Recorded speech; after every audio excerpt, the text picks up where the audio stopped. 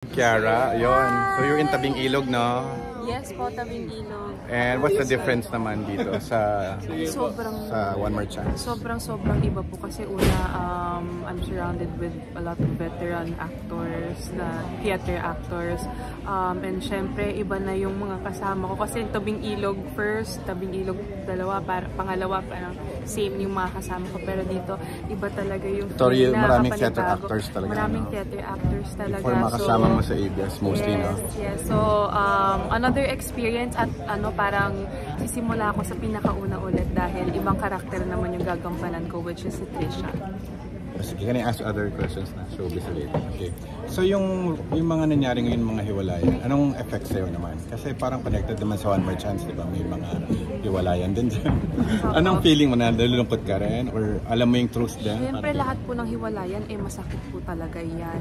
Pero kaya nga dito sa role ko na si Trisha, talagang itatayo ko yung bandera ng mga naging Trisha sa love story ng iba. Kaya sa lahat ng mga naging Trisha, sa love story ng iba, para sa inyo to, itong karakter ko na ito. Kaya sana kung talagang nararamdaman nyo yan, manood kayo at sabay-sabay natin iyakan ang ating mga popoy. Anong next spot for you after this one? Ano pang mga line-ups yan? Naku, hopefully po parang sabi nga namin nung natapos yung Tabing Ilog, muli tayong magkita-kita. So hopefully, bumalik tayo doon sa Tabing Ilog, sa San Juan E.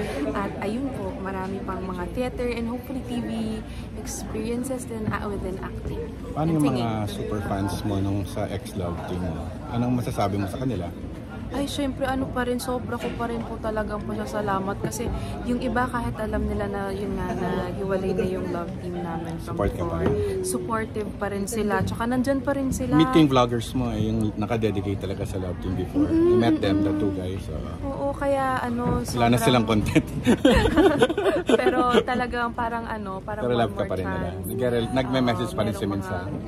Yes, oo, nakaka-connect ko pa rin sila kaya sobra-sobra ko silang mahal pa rin hanggang ngayon dahil maglilimang taon na mula nangyari ang mga nangyari. Pero sobrang thankful at parang one more chance at syempre may mga nangyayaring breakups or whatever or katapusan pero may mga bagong darating sa ating buhay. Yung sa Tabing Ilog na lang, kamusta naman yung performance ni Angie at ni Vivory?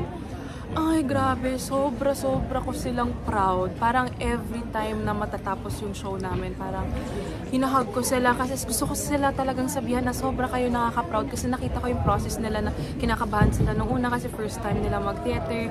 Tsaka yung outcome, yung growth nila before and after doing theater, sobrang laki talaga. So, para ko silang baby girls, para ko mas mga kapatid talaga sila kasi ang gagaling nila, tsaka ang babait nila, parang wala silang parang theater actors na rin talaga sila. So I'm very, very proud of Angie and Vivory and everyone.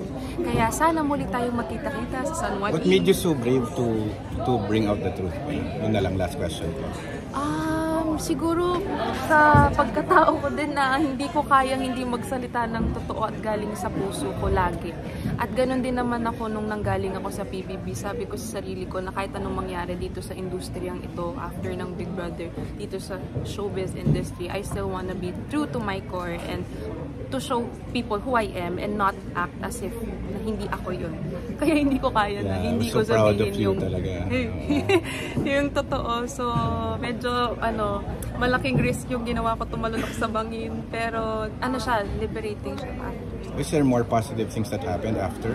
Or mas maging masaya ka, mas may freedom ka ba, or mas may happiness ka? Yes, tsaka parang mas nagkaroon ako ng lakas ng loob na mas maging truthful sa sarili ko being in this industry. Than hiding it. Yeah. So thank you, Bri. I'm happy to finally meet you. This is David, Happy Rich TV. Please watch One More Chance. Give them another chance. Sold out lahat, no? Yes, opo. Oo. Pero sabi nga namin may one more chance dahil mag-extend po kami hanggang June. Yes, and sana mag-extend pa and more runs. Hopefully we'll see. So I'm so proud of you, Cara. I'm happy to finally meet you and I was really supporting you from afar then. So thank you so much. yes. Thank you. Okay, bye-bye.